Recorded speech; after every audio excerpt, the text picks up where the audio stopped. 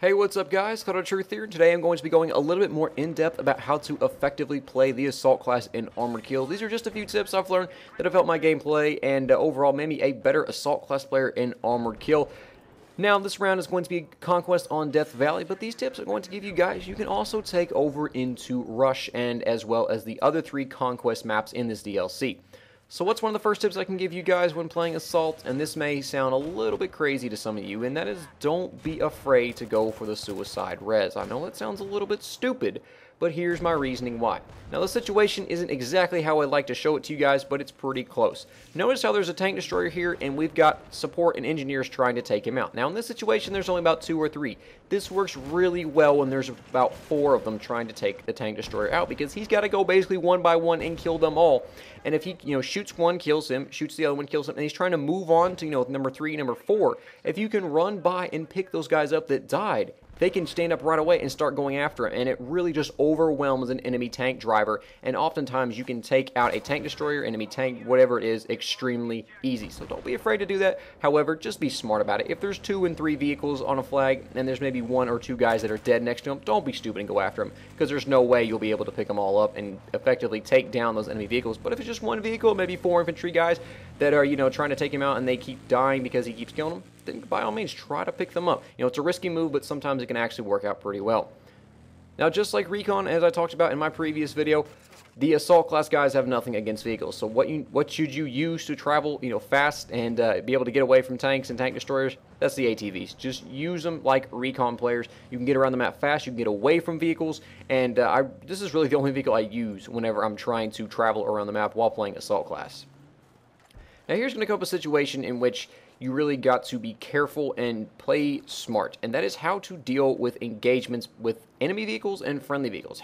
Basically you as a spectator, because I can't do anything to this tank. So what I'm going to do, I'm just going to spot him, and I know there's a friendly vehicle on the mini-map as well shooting at him. So I'm just going to kind of wait and see how this plays out. Now unfortunately my friendly vehicle does get taken down, but just watch the mini-map and watch the on-screen. You can see the enemy's still in his tank, he's still there. Oh wait, he just bailed.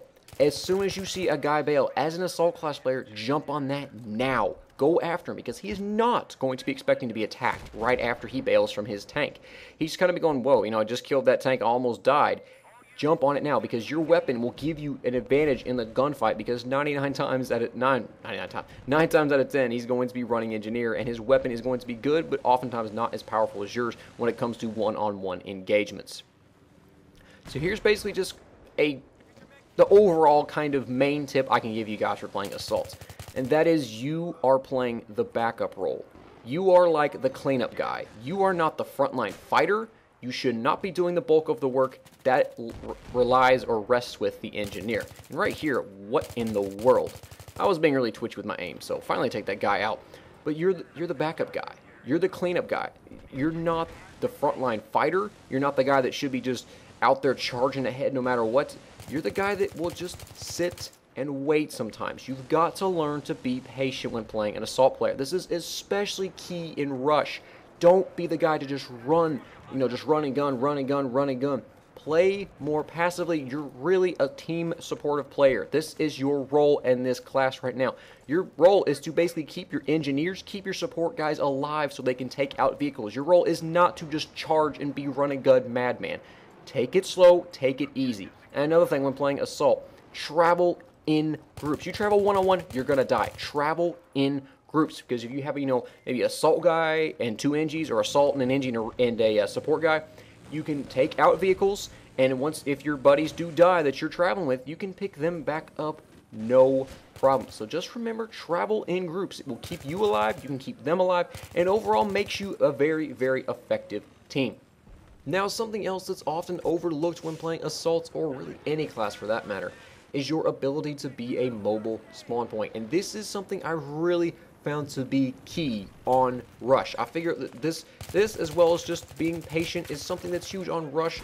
This goes along with Rush attack and defense. If you can kind of get to a good kind of hidden location, and if you're near, let's say, a T90, and he's just planted himself on the MCOM, and he is not moving, and you're at a good spot pretty close to him, he doesn't know that you're there, tell your squad mates when they die, spawn on me as support, spawn on me as engineer, you can take him out no problem. This is something that a lot of players really just don't think about, or they just overlook, and they don't really use to their advantage, because this is something huge, just the ability to spawn, have bodies up, you know, in a better, I guess, more strategic location, to where, as opposed to spawning back, you know, on maybe some recon guy who's just trying to snipe, or all the way back at base. This is something that's really, really big, especially in Armored Kill, because you need guys to take out vehicles, and as an assault player, you can't do anything to vehicles like I've stated before, and so giving your teammates, or your squad mates in this case, the chance to spawn on you with the ability to take out vehicles is really, really big.